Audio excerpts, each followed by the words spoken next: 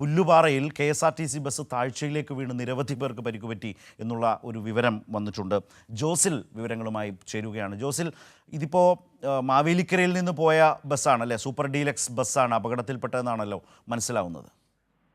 അതെ, ശരത്ത് സൂചിപ്പിച്ചതുപോലെ തന്നെ ഈ മാവേലിക്കരയിൽ നിന്ന് തഞ്ചാവൂര് വിനോദസഞ്ചാരത്തിന് പോയ 34 പേരടങ്ങുന്ന KSRTC ബസ്സാണ് ഈ പുല്ലുപാറയ്ക്ക് സമീപം, നമുക്കറിയാം KK റോഡ് എന്നൊരു കാലത്ത് അറിയപ്പെട്ടിരുന്ന കോട്ടയം കുമളി റോഡ് ഇപ്പോൾ കൊട്ടാരക്കര ദിണ്ടിഗൽ ദേശീയപാതയാണ്. ആ ദേശീയപാതയിലാണ് ഈ മുറിഞ്ഞപുഴയ്ക്കും മുണ്ടക്കയത്തിനും ഇടയിലായി പുല്ലുപാറ എന്ന സ്ഥലത്ത് നിന്ന് കൊക്കയിലേക്ക് മറിഞ്ഞിരിക്കുന്നത്. ഇലക്ട്രിക് പോസ്റ്റ് ഇടിച്ചു തകർത്തുകൊണ്ട് ഈ ബസ് താഴ്ചയിലേക്ക് മറിയുകയായിരുന്നു. ഇതിന് തൊട്ടടുത്തുള്ള പ്രദേശമൊക്കെ വലിയ കൊക്കകളാണ്.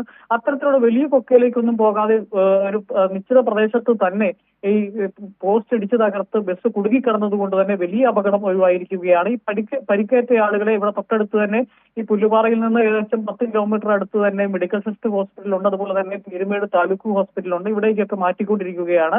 രക്ഷാപ്രവർത്തനം നാട്ടുകാരുടെയും പോലീസിന്റെയും ഫയർഫോഴ്സിന്റെയും നേതൃത്വത്തിൽ നടന്നുകൊണ്ടിരിക്കുകയാണ്. ഏതായാലും വലിയൊരു അപകടമാണ്. 34 പേരുണ്ട്.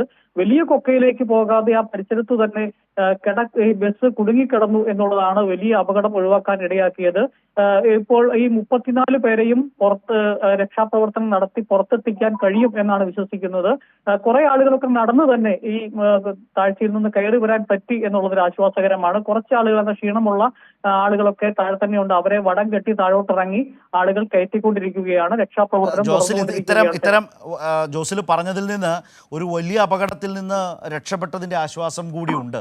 അത് വളരെ പ്രധാനപ്പെട്ട തന്നെയാണ്. ദൃശ്യങ്ങളിൽ കാണുന്ന ഒരു കാഴ്ച മറ്റൊരു തരത്തിൽ കൂടി, കാരണം നമ്മുടെ നാട്ടിൽ ഇത്തരം അപകടങ്ങളൊക്കെ ഉണ്ടായാൽ അതിവേഗം എല്ലാവരും ഒത്തുചേരും, എല്ലാവിധ രക്ഷാപ്രവർത്തനങ്ങളും നടത്തും. നാട്ടുകാർ തന്നെ ഏറ്റവും വലിയ രക്ഷാദൗത്യം ഏറ്റെടുക്കുന്ന നിലയുണ്ട്. അതിവിടെയും തെറ്റിയിട്ടില്ല. നേരത്തെ ജോസിൽ പറഞ്ഞതുപോലെ തന്നെ ആളുകൾ തന്നെ ഇവരെയൊക്കെ സഹായിച്ച് വടം കെട്ടിയൊക്കെ പുറത്തേക്ക് കൊണ്ടുവരുന്നുണ്ട്. അതുപോലെ തന്നെ നമ്മുടെ രക്ഷാ സംവിധാനങ്ങളൊക്കെ, ഇപ്പോൾ പോലീസ് ആവട്ടെ, ഫയർ ആൻഡ് റെസ്ക്യൂ, അഗ്നിരക്ഷാ ശമന രക്ഷാ സേനാ വിഭാഗമാകട്ടെ, ഇവരെല്ലാം രംഗത്തേക്ക് എത്തുകയും എല്ലാ തരത്തിലും ഈ ഒരു അപകടത്തിൽപ്പെട്ടവരെ ആശുപത്രികളിലേക്കും ഒക്കെ മാറ്റുന്നതിനുള്ള നടപടികൾ. ഇനിയിപ്പോൾ അടുത്ത ബസ് അവിടെ നിന്ന് മാറ്റേണ്ടതായിട്ടുണ്ട് എല്ലാത്തിനും ശേഷം. എപ്പോഴായിരുന്നു ഈ സംഭവം ഉണ്ടായത്?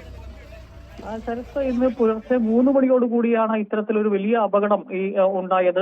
നമുക്കറിയാം, ഈ KK റോഡ് എന്ന് പറയുന്ന ഭാഗം ധാരാളം വലിയ കൊക്കകളുള്ള, സ്ഥിരമായി പ്രത്യേകിച്ച് ഈ മകരവിളക്ക് ശബരിമല സീസൺ ആകുന്നതോടുകൂടി അന്യ സംസ്ഥാനങ്ങളിൽ നിന്ന് ധാരാളം ഭക്തരെത്തുകയും നിരന്തര അപകട വാർത്തകൾ കേൾക്കുന്ന ഒരു പ്രദേശമാണ് ഈ പുല്ലുപാറ പ്രദേശം എന്ന് പറയുന്നത്. വലിയ കൊക്കുകൾ അടങ്ങിയ, വളവുകൾ അടങ്ങിയ പ്രദേശമാണ്.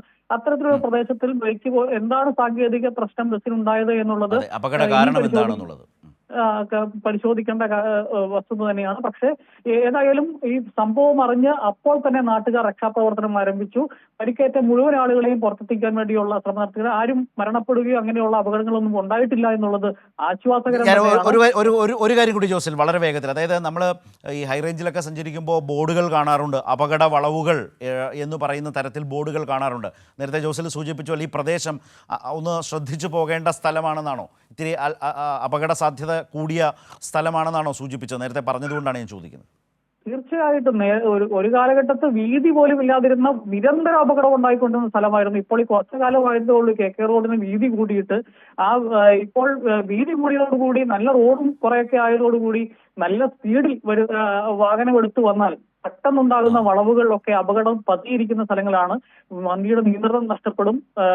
വലിയ കൊക്കയിലേക്ക് മറിഞ്ഞാൽ, ഈവൻ ഒരു കാരണവശാലും വലിയ താഴ്ചയിലേക്കൊക്കെ പോയി കഴിഞ്ഞാൽ ആ ബസ്സിനുള്ളിൽ ഒരാൾ പോലും രക്ഷപ്പെടുന്ന അവസ്ഥയിലേക്ക് എത്തും. പക്ഷെ അങ്ങനെയൊന്നും സംഭവിക്കാത്ത വളരെ ജോസിൽ സൂചിപ്പിച്ചതുപോലെ ഏതായാലും ഒരു വലിയ അപകടം ഒഴിവായി. പക്ഷേ എന്നാലും ഉണ്ടായ ഒരു അപകടം നമ്മളെ വല്ലാതെ ഞെട്ടിപ്പിക്കുന്ന തരത്തിലേക്കാണ് ഒരു KSRTC ബസ് താഴ്ചയിലേക്ക് മറിഞ്ഞത്. ഏതായാലും അഗാധഗർത്തത്തിലേക്കൊന്നും പോകാതെ അത് തങ്ങി നിന്നു.